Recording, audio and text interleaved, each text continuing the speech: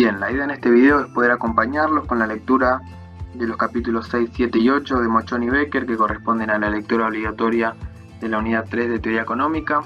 A ella misma hay que sumarle los capítulos 8, 9 y 10 de Samuelson, las clases dictadas por Cacho, que son 4 audios colgados en comunidades, y hay un PowerPoint también en comunidades que está muy bueno, que es de años anteriores, pero que lo reformularon para este año, en el que van a poder ver, ya entrando al contenido de esta unidad, un cuadro que diferencia bien los supuestos que se cumplen o no para que se dé tal o cual tipo de mercado. Entrando al capítulo 6, vamos a ver que nos da la definición de 4 tipos de mercado. Por eso usé 4 colores alrededor de esta lectura para poder diferenciarlos, por lo menos visualmente. Entramos comprendiendo el contenido. Hay una competencia perfecta y una competencia imperfecta. Dentro del mercado de competencia imperfecta hay 3 tipos de mercados: competencia monopolística, oligopolio y monopolio. La competencia perfecta, el mercado de competencia perfecta se da cuando son muchas empresas que ofrecen un producto homogéneo e idéntico. La competencia monopolística, sin embargo, son muchas empresas, pero que esos productos se pueden diferenciar entre ellos. El oligopolio son pocas empresas en un mercado, mientras que en el monopolio, caso extremo de la competencia imperfecta, es una sola empresa la que regula el mercado. Entrando a los supuestos para poder diferenciar los tipos de mercados, el primero es el número de empresas que participan. Si son muchas, como por ejemplo el caso del mercado de competencia perfecta, se habla en las que el mercado está atomizado cuando compiten muchas empresas que representan una porción reducida de esa producción, que cada una representa una porción reducida de la producción. No es el caso, por ejemplo, del oligopolio, que son pocas empresas, o del monopolio, en que es una sola. El grado de diferenciación de los bienes producidos es otro supuesto. Esto es la homogeneidad o la heterogeneidad del producto, ¿sí? De los productos. Cuando son productos homogéneos, es entonces un mercado de competencia perfecta. Cuando son heterogéneos, como por ejemplo el de competencia monopolística, son de competencia imperfecta. El tercero es la capacidad que tienen las empresas para individualmente influir en el mercado. Cuando son muchas empresas, es más difícil, ¿sí? No se puede influir entonces en el precio de mercado. Cuando son menos, como el oligopolio, cuando es una sola, como la del monopolio, sí entonces se puede manipular el precio. ¿Sí? Otra condición, sino también puede ser, ¿sí?, la homogeneidad de los productos. Si son idénticos, entonces la capacidad para influir es menor en el precio.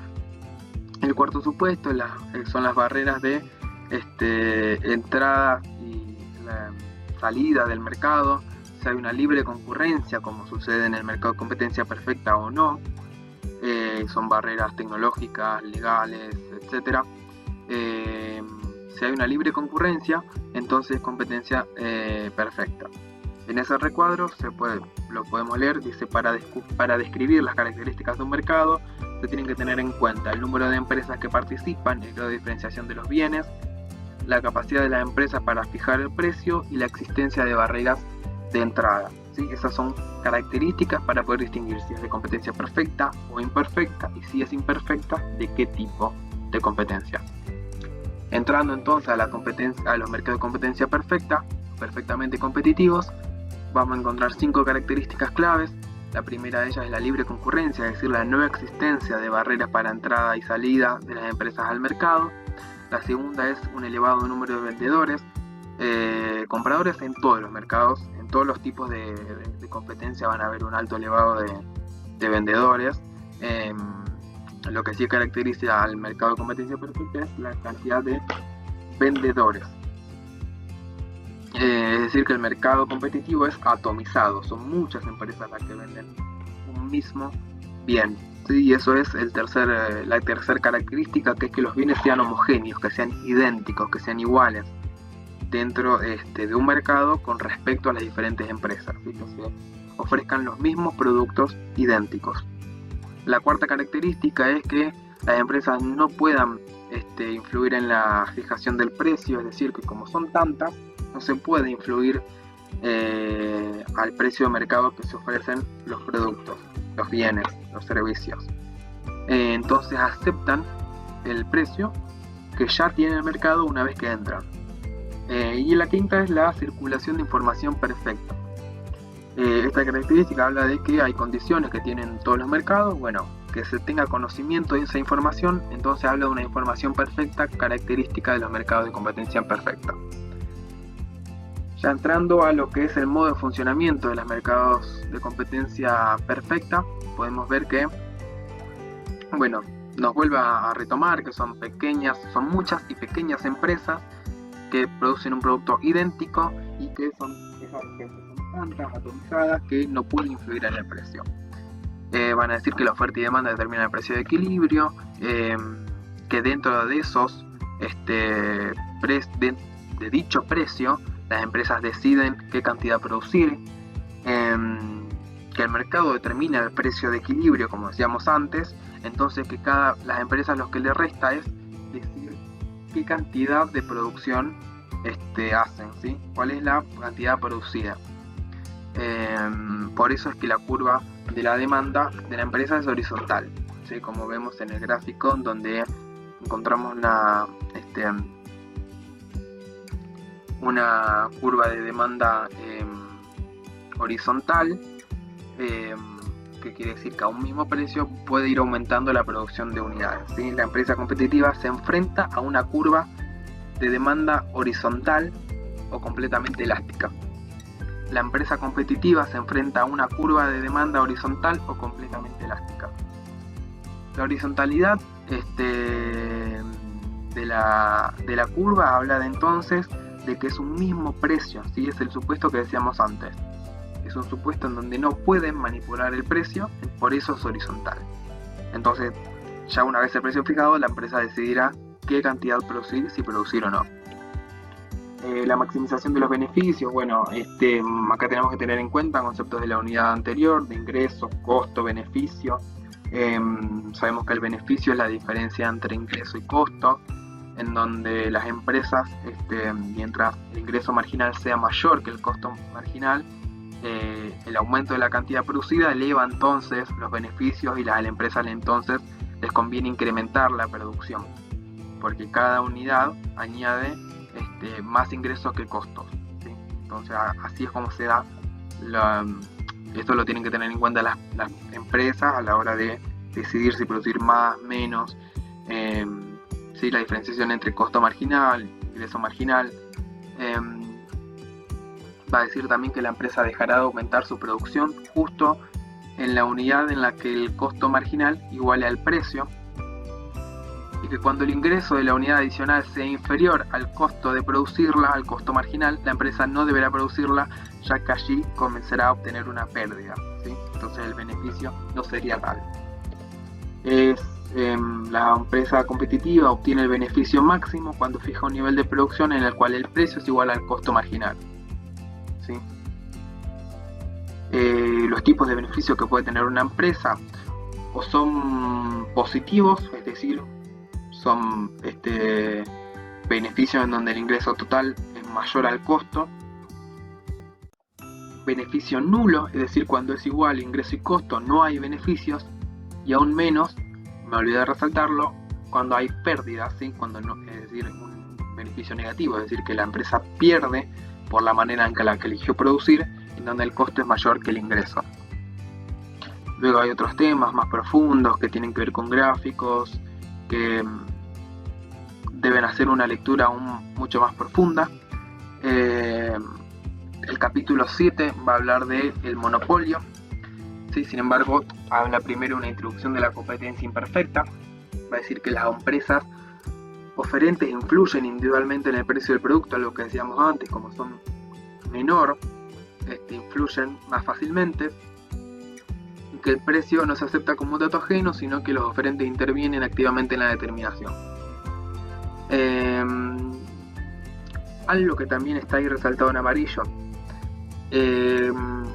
los mercados de competencia perfecta son poco frecuentes, es decir, generalmente los mercados son monopolios, oligopolios o competencia monopolística.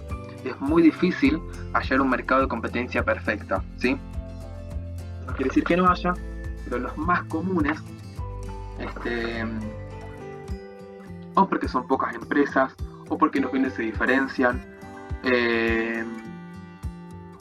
no van a poder hacer un mercado de competencia perfecta. En un mercado de competencia imperfecta, las empresas que lo integran tienen la capacidad de influir en el precio de su producto actuando individualmente. Esto es algo que se da en todas las empresas de competencia imperfecta. Decidí resaltar los de competencia perfecta porque son más o menos lo que se dan en todas, ¿sí? Hay causas de imperfección en los mercados, esto también entra en el programa, que son los costos de producción y las barreras de entrada para los nuevos competidores. Son los tipos de causas de la imperfección de los mercados. La diferencia en los costos de producción, la estructura de los costos y la tecnología son factores determinantes en la cantidad de empresas que pueden soportar una industria. La existencia de economías de escala es factor clave para determinar el número de empresas que integran una industria. El tamaño de las empresas es un factor fundamental para lograr economías de escala en la producción. Las barreras de entrada, bueno, ahí están enumeradas, son restricciones legales, diferenciación del producto y elevados costos de entrada.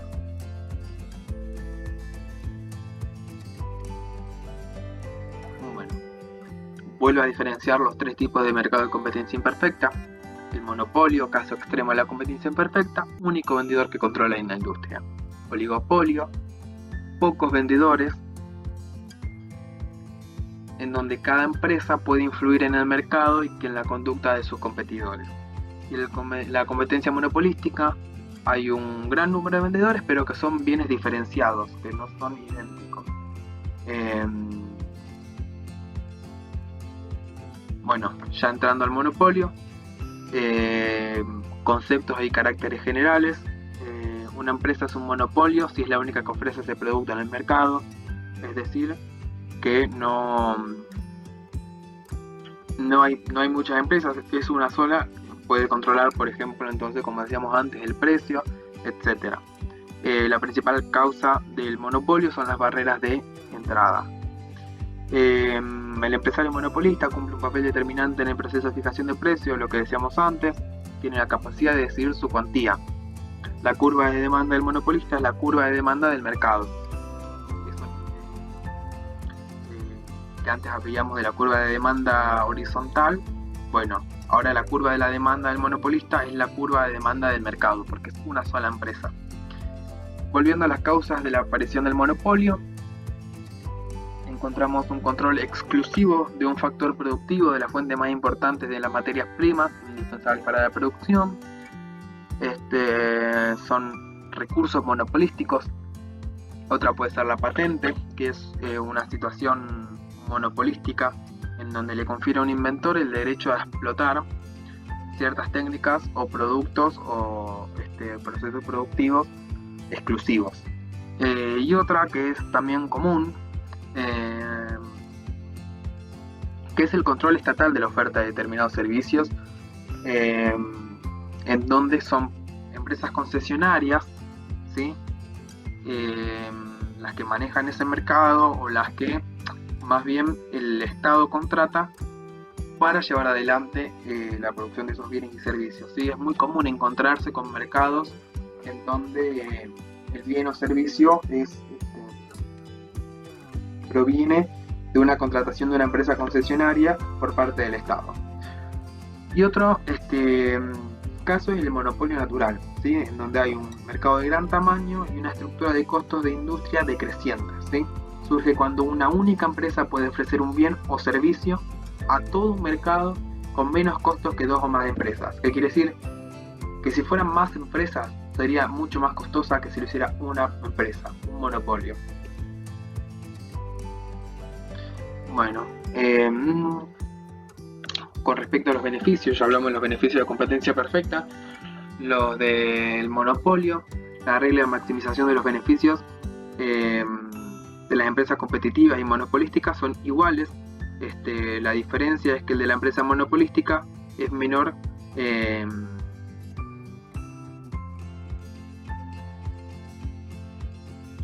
con respecto a los beneficios de la empresa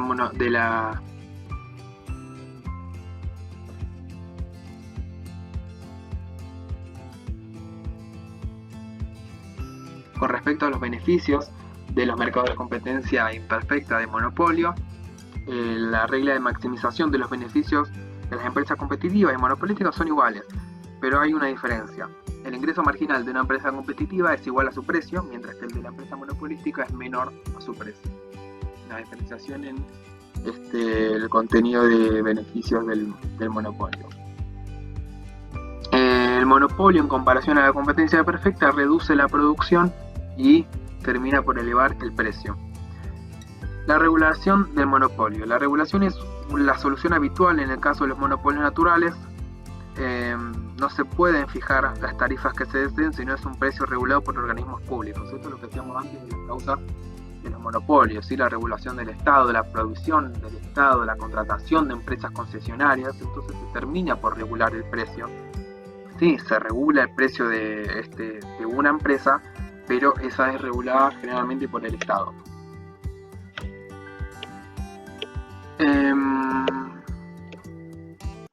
Y en el capítulo 8, con respecto al oligopolio y la competencia monopolística, vamos a ver que el oligopolio puede existir por el lado de la oferta como el de la demanda, ¿sí? Por la oferta es cuando la demanda está atendida por unos pocos oferentes.